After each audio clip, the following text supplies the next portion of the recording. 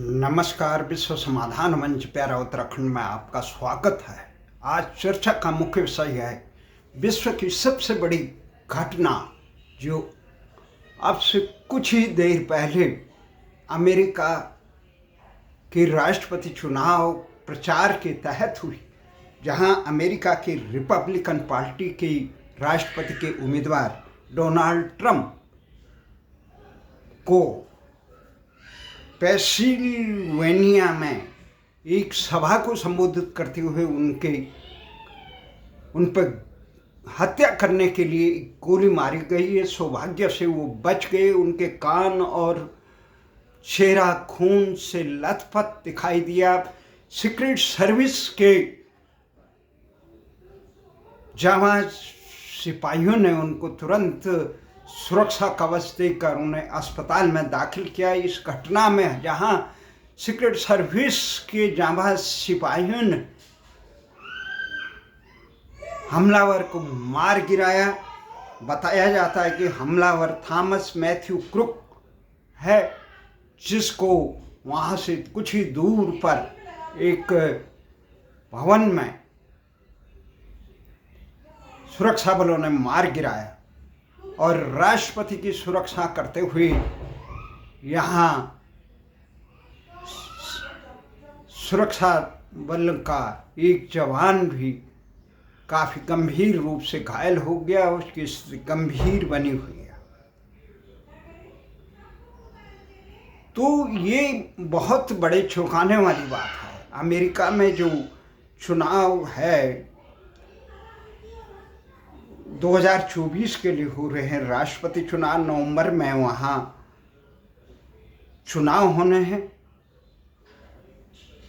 तो चुनाव में 5 नवंबर को जो मतदान करेगा अमेरिका का, उसमें डेमोक्रेटिक पार्टी के उम्मीदवार अभी जो बाइडेन हैं, वर्तमान राष्ट्रपति, जिन्होंने गत चुनाव में रिपब्लिकन पार्टी के उम्मीदवार डोनाल्ड ट्रंप को हराया था। डोनाल्ड ट्रंप जो 1917 से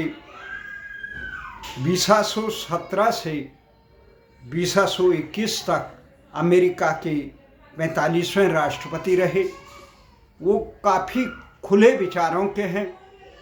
अमेरिका के बहुत बड़े भवन निर्माता हैं और रिपब्लिकन पार्टी के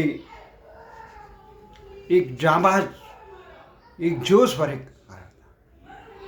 डोनाल्ड ट्रंप पूरे संसार में अपने ही नीति के कारण जाने जाते हैं। उन पर हमले का विश्व भर के नेताओं ने जहां निंदा की, वहां अमेरिका के पूर्व राष्ट्रपति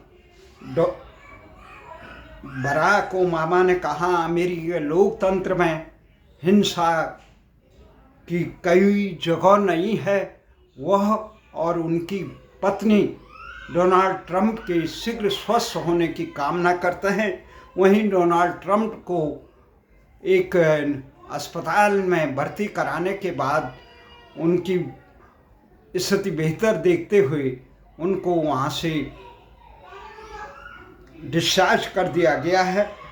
और यही अमेरिका के वर्तमान राष्ट्रपति और रिपब्लिकन पार्टी के राष्ट्रपति के उम्मीदवार जो बाइडेन ने भी इस घटना की कड़ी निंदा की और उन्होंने कहा कि उन्होंने इस घटना की कड़ी भर्त्सना की। अमेरिका में इस प्रकार संसार का जो सबसे बड़ा ताकतवर मुल्क समझा जाता है, ये घटनाएं पूरे विश्व को अचंभित करती है। जहाँ एक तरफ अमेरिका में ये घटना वहीं दूसरी तरफ भारत में एक महत्वपूर्ण घटना जो इस पखवाड़े हुई। भारत के राष्ट्रपति, भारत के प्रधानमंत्री नरेंद्र मोदी, जो अभी हाल में लोकसभा चुनाव में तीसरी बार जीतकर पूरे विश्व में अपना डंका बजा रहे हैं, उन्होंने रूस और ऑस्ट्रिया की यात्रा की।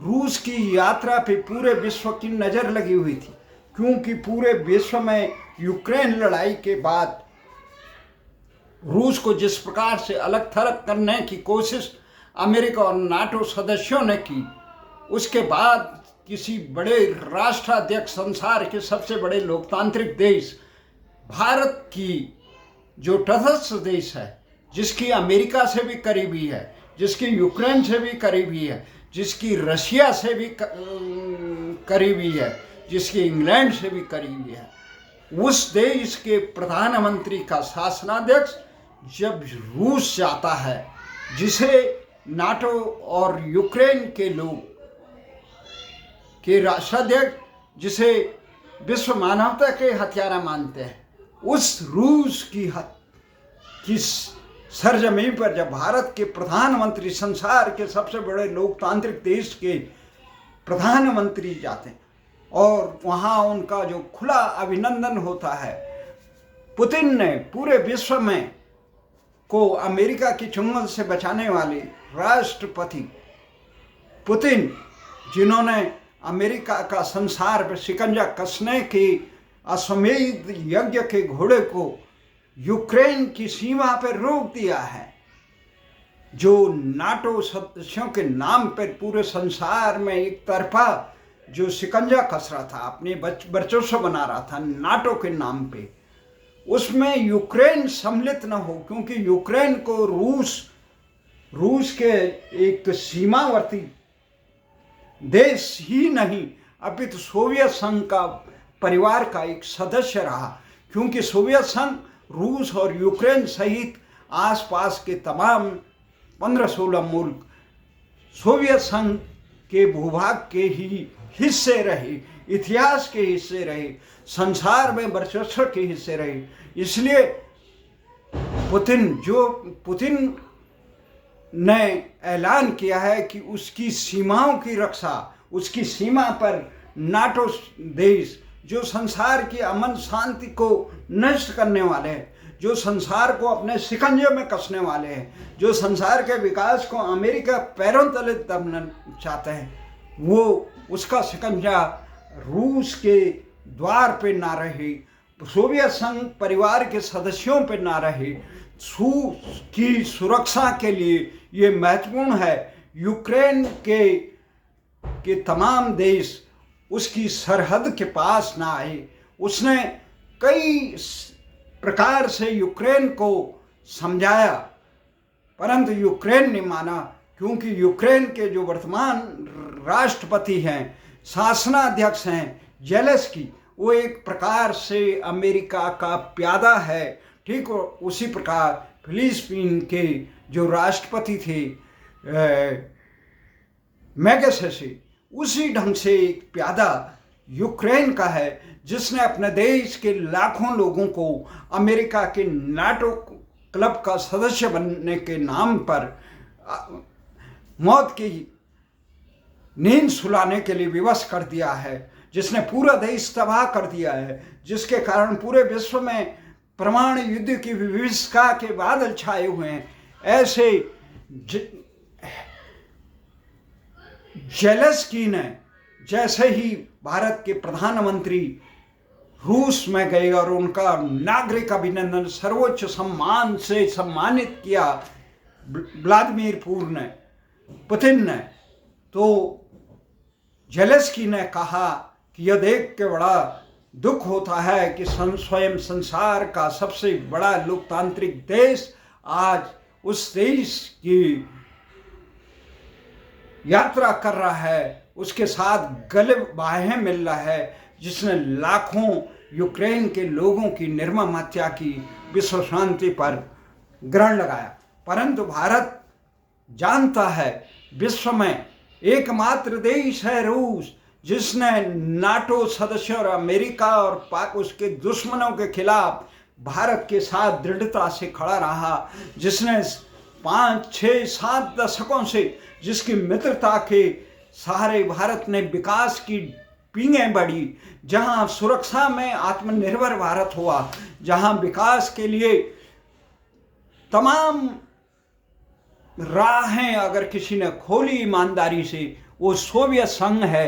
पाकिस्तान और बांग्लादेश, पाकिस्तान के साथ युद्ध में बांग्लादेश निर्माण के समय जिस प्रकार से अमेरिका ने अपने प्यादे पाकिस्तान की रक्षा के लिए जिस प्रकार 7वां अपना युद्ध बेड़ा भारत की तरफ, बंगाल की खाड़ी की तरफ भेज दिया था, नाटो ने अपनी लड़ाई के लिए पाकिस्तान की रक्षा के लिए भारत पर हमला करने के लिए तैयार था, जिस प्रकार से नाटो देश, अमेरिका सहित नाटो देश भारत तोड़ने के लिए लगे हुए तमाम कश्मीरी से लेकर अन्य अलगाववादियों को शर्मनाक संरक्षण अपने देशों में दे रहे हैं।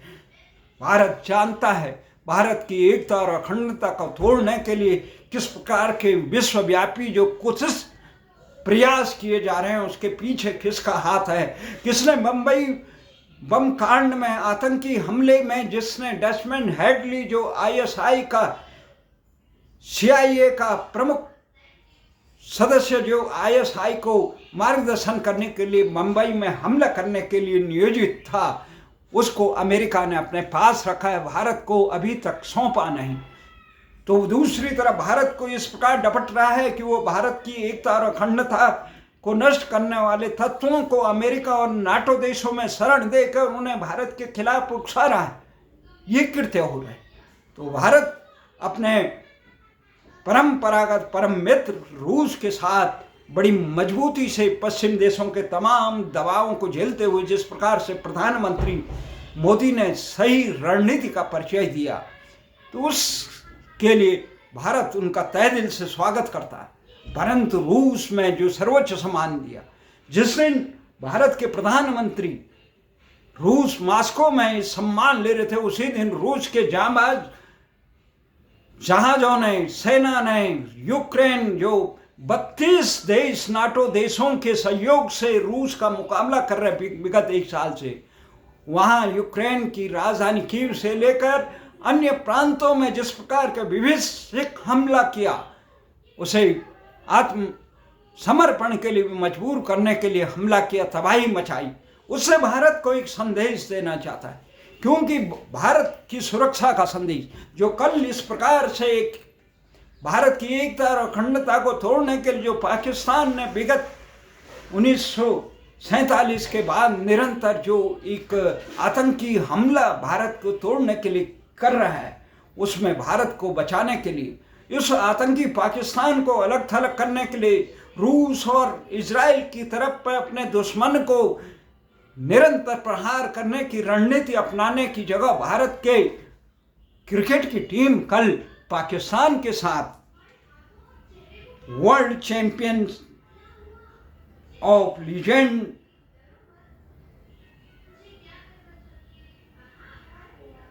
मैच खेल रही थी, क्रिकेट मैच खेल रही थी, इंडिया वर्सेस पाकिस्तान। कुछ समय पहले भी इन्होंने T20 का मैच खेला, कुछ समय से ये केवल पाकिस्तान के साथ मैच खेल रहे, जबकि पाकिस्तान भारत की सरहदों पर जम्मू कश्मीर से लेकर तमाम कोई ऐसा हिस्सा नहीं, संसद से लेकर बम्बई तक, पुंछ से लेकर कारगिल तक, पुलवामा से लेकर पठानकोट तक, भारत का हर शहर, हर जर्रा जर्रा पाकिस्तान और चीन द्वारा पोषित आतंकवाद से छलनी लहूलुहान हो चुका। परंतु भारतीय हुक्मरानों ने अपने मित्र रूस की तरह कि देश की सुरक्षा कैसे की जाए ये पुतिन से नहीं सीखी, देश की सुरक्षा कैसे की जाए ये इजराइल के राष्ट्रपति से नहीं सीखी, देश की सुरक्षा अलगाववादियों को किस प्रकार से अंकुश लगाया जाता है ये चीन से नहीं सीखा। देश की सुरक्षा कैसे की जाए, दुश्मन को दुश्मन कहने की ताकत जब तक ना हो, छद्म युद्ध सीमा पे भारतीय नौजवान मारे जाए, शहीद हो, बलिदान हो देश की सुरक्षा के लिए, और भारत की टीमें क्रिकेट खेले, देश की जनता तालियां बजाते रहे, इससे बड़ा नपुंसकता और कायरपन इस देश में कहीं नहीं हो सकता है। हमारा साफ कहना है, देश के प्रधानमंत्री से लेकर देश के हुक्मरानों से, जो देश के क्रिकेट के नीति नियंता हैं, जो भारत के भाग्य विधाता बने हैं, कि आतंकियों को देश की सुरक्षा रूस से प्रेरणा लेकर दुश्मन पर सतत प्रहार करने से की जाती है, न कि क्रिकेट खेलने से हो जाती। अभी कठुआ में, जम्मू कश्मीर में कठुआ में जिस प्रकार से 8 जुलाई को पाकिस्तानी आतंकवादियों ने घात लगाकर भारतीय सेना के 5 जवानों को निर्मम हत्या की। उन जवानों में नायक सूबेदार आनंद सिंह, हवलदार कमल सिंह रावत, नायक विनोद सिंह, सिपाही अनुज नेगी और सिपाही आदर्श नेगी निर्मम हत्या की। इन्होंने अपनी शहादत देकर पर देश के हुक्मरानों को ये नहीं रहा कि जिन्होंने भारत पे हमला किया वो पूरे पाकिस्तान के आतंकी अड्डों को तहस नहस कर दे। इजराइल पे कोई हमला होता है, इजराइल एक तरफ लेबनान के हिजबुल्लाह को उड़ा रहा है, एक तरफ वो इजराइल पे हमला करने वाले हमास को तहस नहस कर दे रहा है पूरे संसार के विरोध के बावजूद। इस प्रकार के दृढ़ निश्चय से ही जिस प्रकार से रूस ने अपनी सुरक्षा के लिए नाटो को अपने देश के करीब देरी पर न घुसपैठ करने के लिए जिस प्रकार से पूरे नाटो का मुकाबला रूस अकेले दम पे कर रहा है, उसको हम नमन करते हैं। भारत एक मित्र होने के नाते, मित्रता की परिभाषा भगवान राम ने कहा था, तुलसीदास ने अपने शब्दों में कहा, जे न मित्र हो तो दुखारी ते ही बिलोकत पातक भारी, निज दुख गिर सम रज कर जाना, मित्र ही दुख रज मेरी सबाना, असके जस नहीं करे ते सट क्यों हट करे मिताई। जब मित्र के दुख अपना दुख नहीं समझते। आज जिस प्रकार से विश्व में अशांति फैली हुई है, भारत की एकता और अखंडता को तबाह करने के लिए आतंकी एक तरफ से पाकिस्तान के तरफ से चीन की तरफ से संरक्षण मिल रहा है, नाटो देशों की तरफ से संरक्षण मिल रहा है। उन आतंकियों को जमींदोज करने के लिए भारतीय सेना आए दिन अपना बलिदान दे रही है और देश के हुक्मरान बेशर्मों की तरफ पाकिस्तान से क्रिकेट मैच खेल रहे हैं, जबकि होना ये चाहिए था। क्रिकेट में भारत की बादशाह है, क्रिकेट में भारत का साम्राज्य है। जब रूस और अमेरिका ओलंपिक खेलों का जैसा बहिष्कार कर सकती है, तो भारत की क्या मजबूरी है कि जो आतंकी देश पाकिस्तान, जो विश्व में आतंक को बढ़ावा देने का काम करता है, उसको सर आंखों पर बिठाकर उसके साथ क्रिकेट मैच खेलने का काम करे। भारत मजबूती से क्यों संयुक्त राष्ट्र संघ से लेकर पूरे संसार के सामने कहता है ये आतंकी देश है। खेल हमेशा मित्र देशों के साथ होता है, आतंकी देशों के साथ केवल युद्ध होते हैं। देश की सुरक्षा रूस, इस्राइल और चीन के तर्ज पे की जा सकती है, कायरता के तर्ज पे नहीं। इस सीमा पर देश के नौजवान अपनी शहादत दें, बलिदान दें और देश के हुक्मरान अपने मनोरंजन के लिए, अपने वाहवाही के लिए, 2 टके के लिए आतंकी देश से क्रिकेट मैच खेले। इससे बेशर्म काम इस संसार में नहीं हो सकता। भारत की सुरक्षा बलों को मजबूत करना चाहिए, ये अग्निवीर का झांसा नहीं होना चाहिए। किन विदेशियों ने इस प्रकार की चीजें थोपी, जिनके मानसिक रूप से विकलांग है, उन्होंने ये कहा कि भारत की सेना की कमर तोड़ने के लिए अग्निवीर योजनाओं को लागू किया जाए।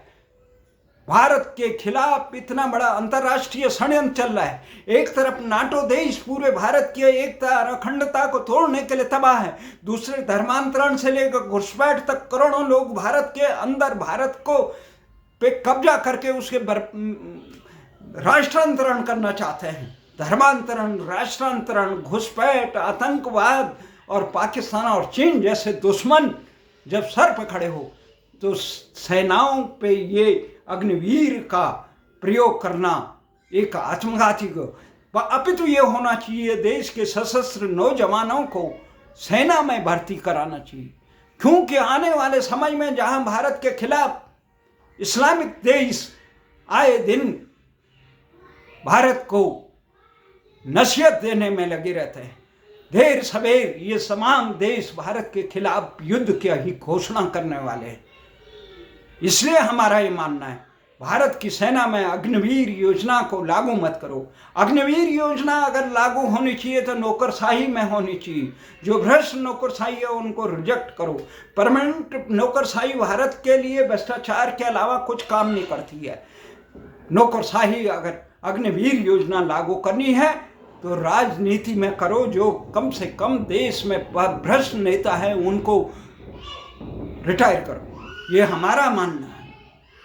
भारत को इतनी मजबूत सेना चाहिए क्योंकि सेना के दम पर ही देश की तमाम प्रकार के इस प्रकार के प्रहारों से उबर सकता है, देश की सुरक्षा कर सकता है। नेताओं के भाषण से, नेताओं के नौटंकियों से देश नहीं बचता है। सेना के जांबाज बहादुरी और बलिदान से ही देश बचता है। हमारा नमन है उन तमाम। ये संयोग से कठुआ में जो 5 जांबाज भारतीय सेना के शहीद हुए वो उत्तराखंड की सरजमी पे हुई। उस सरजमी पे की रक्षा, जो देश में सदियों से भारत की रक्षा के लिए, भारतीय संस्कृति की रक्षा के लिए, विदेशी आक्रांताओं से भारतीय संस्कृति की रक्षा के लिए देश के भर के तमाम राष्ट्र भक्तों ने उत्तराखंड के दूरस्थ और दुर्गम पहाड़ी क्षेत्रों को अपना निवास बनाया किले की तरह, ताकि हम अपनी संस्कृति यहाँ सुरक्षित रह सके विदेशी आक्रांताओं से। आज समय है जब हमारे जनप्रतिनिधि इस प्रकार के निकम्बे और निर्लज हो जाए, जो प्रदेश के हितों की तरफ, जो उत्तराखंड के लोग अपने देश के आन मान शान के लिए बलिदान देने के लिए तैयार रहते हैं, देते हैं संसार में, उनके हितों की रक्षा करने के लिए जनप्रतिनिधि जो बने हुए हैं उन्हें गैरसैंण में ठंड लगती है। उन्हें भू कानून जहाँ घुसपैठ हो गए, धर्मांतरण से राष्ट्रांतरण और अवैध कब्जा भारतीय संस्कृति विरोधी लोग जब वहाँ लाखों की संख्या में घुस गए, उन पर अंकुश रखने के लिए भू कानून मूल निवास का जो मजबूत मांग जनता कर रही है, 1950 मूल निवास और हिमालयी राज्यों की तरह भू कानून, राजधानी गैरसैंण, जनसंख्या पर आधारित विधानसभा परिसमन सबसे हास्यास्पद बात है। जो उत्तराखंड के हिमालयी क्षेत्र पर्यावरण के लिए 60% जंगल क्षेत्र है, जहाँ उत्तर भारत के लिए तमाम जल स्रोत है, वहाँ से निकलने वाली गंगा यमुना भारतीय संस्कृति की उद्गम स्थली है। वहाँ से निकलने वाले पर्यावरण, जल और संसाधन और वन पर्यावरण के, वहाँ के लोगों को ईंधन से लेकर बिजली जल में रियायत नहीं दी जा रही है। दिल्ली में बैठे हुए हुक्मरान अपने सत्ता के लिए यहाँ की जनता को भररा कर यहाँ पे निःशुल्क बिजली पानी का उद्घोष कर रहे हैं, और उत्तराखंड में इस प्रकार का काम किया जा रहा है। वहाँ के नकली मीटर ऐसे लगे हैं कि आम जनता उनके मीटरों से, ये अंधाधुंध बिल से त्रस्त है। कौन सुनेगा उत्तराखंड की आवाज़? नेता इस प्रकार हैं, दिल्ली में पड़े हुए हैं, मुख्यमंत्री जो बनाए गए हैं, अध्यक्ष जो बनाए गए, उनमें इतना साहस नहीं है अंकिता भंडारी के गुनाहगारों को, जो उनके परिजन कहते हैं, उनको अपनी पार्टी से दूर फेंकने के, उस कूड़े घर में उन्हें दंडित करने का साहस नहीं है। ऐसे निर्लज लोग राजनीति में आ चुके हैं। उनको लिए 4 साल 5 साल में पेंशन चाहिए, और देश की सुरक्षा के लिए जो समर्पित लोग हैं सीमा पे, उनके लिए पेंशन अग्निवीर जो सेना का बनाया, कहता है अब आरक्षण देने गया नहीं, नौकरियां ही नहीं दे रहे हो तुम, तो आरक्षण कहाँ से मिलेगा? जो निजीकरण कर रहे हैं, निजीकरण टाटा की तरह होता, ईमानदारी से होता, पर निजीकरण में भी कमीशन खोरी और न्यूनतम वेतन भी नहीं मिलना, सुरक्षा की तलवार टकी है ठेकेदारी से, आम जनता त्रस्त है बेरोजगारी से, आम जनता त्रस्त है भ्रष्टाचारी रूपी कुशासन से, आम जनता त्रस्त है दिशाहीन राजनीति से। तो इसलिए हमारा ये मानना है, देश में तमाम देश के नौजवानों की सुनो, उन्हें रोजगार देने के लिए 32 लाख पद खाली हैं, भरने के लिए तैयार नहीं। तो हमारा ये मानना है, देश की सुरक्षा के लिए बहुत बड़ा खतरा लगा हुआ है। देश पे प्रदेश के हुक्मरान राजनीतिक दल जाति अपने निज स्वार्थों के लिए, पद लोलुपता के लिए देश को जातिवाद के दलदल में झिनकर तबाह कर रहे हैं। देश के वंचितों, शोषितों, उपेक्षितों को हर कदम पे सहायता मिलनी चाहिए भारतीय संविधान के तहत। परंतु भारतीय संविधान के सम्मान के नाम पे आज जिस प्रकार से बंगाल में भारत की एकता और अखंडता को खत्म करने के लिए षड्यंत्र रच रहे हैं, उसमें भारतीय संविधान की धारा 356 का प्रयोग करने से क्यों रुके हुए? ऐसे लोग जो भारत के एकता और अखंडता को, बंगाल को भी कश्मीर में तब्दील करने वाले लोग, असम को भी कश्मीर में तब्दील करने वाले लोगों, रियायत क्यों? अपनी छवि के लिए देश की एकता और अखंडता को मचे। हमें आशा ही नहीं अपितु पूर्ण विश्वास है। भारत के प्रधानमंत्री अभी मास्को के दौरे से आए हैं, उन्हें इस बात की अवश्य प्रेरणा कि देश की सुरक्षा आतंकी से क्रिकेट खेल के नहीं होगी, अपितु रूस और इस्राइल की तरह देश के दुश्मनों को जहां भी हैं वहां का सफाया करने से होगी। इसी आशा और विश्वास के साथ जहां आज भारत के एक मित्र ट्रंप को, अमेरिकी राष्ट्रपति के दावेदार, गोली लगी, भारत को मजबूती से अपनी सुरक्षा आप करेंगे का नारा उद्घोष करना होगा। संसार में कोई हमारा संसार में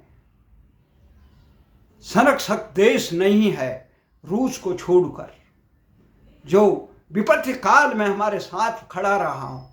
इसलिए बहुत गंभीरता से देश की सुरक्षा, देश के देश विरोधी तत्वों को निर्ममता से कुचलना होगा और सत्ता के लिए अंध तुष्टिकरण करने वाले राजनेताओं को भी बेनकाब करना होगा। इसी आशा और विश्वास के साथ जो लोग आतंकवाद के खिलाफ एक शब्द नहीं बोलना चाहते हैं, जो सनातन धर्म पर और सनातन पर अंगुली उठाते हैं, उनको भी ये समझना होगा देश में लोकतंत्र तभी तक जीवित है, तभी तक यहाँ मजबूत है, जब तक भारतीय संस्कृति, यहाँ सनातन धर्म का वर्चस्व है। उसके अलावा भारत से टुकड़े हुए पाकिस्तान हो या बांग्लादेश, वहाँ धर्मनिरपेक्ष अल्पसंख्यकों की क्या हालत होती है ये जग जाहिर है। इसी आशा और विश्वास के साथ सत्ता के लिए मदहोश न हो, आंखें खोल कर देख जरा, कितने बड़े महल थे जो खंडर में बदले देख जरा। मिट्टी में मिले हैं तख्ताज यहाँ वक्त की जरा सी थपेड़ों से, हड्डी तक उनकी खाक में मिली जो खुद को भूपति कहते थे। मत मान किसी को तुच्छ, यहाँ सिर्फ सब श्री हरि की मूरत हैं। अपमान न कर भूल कर किसी का, अपमानित श्री हरि ही होंगे। उस परम पिता के सुत हैं सब, उसकी कृपा को देख जरा। तुझको तन धन धरती जल अल वाय दिया सब उसी ने ही, किस बात का करता गर्व बता, तू तो उसका ऋणी सदा। सता के नशे में मदहोश न हो, आंखें खोल कर देख जरा। जय भारत, जय।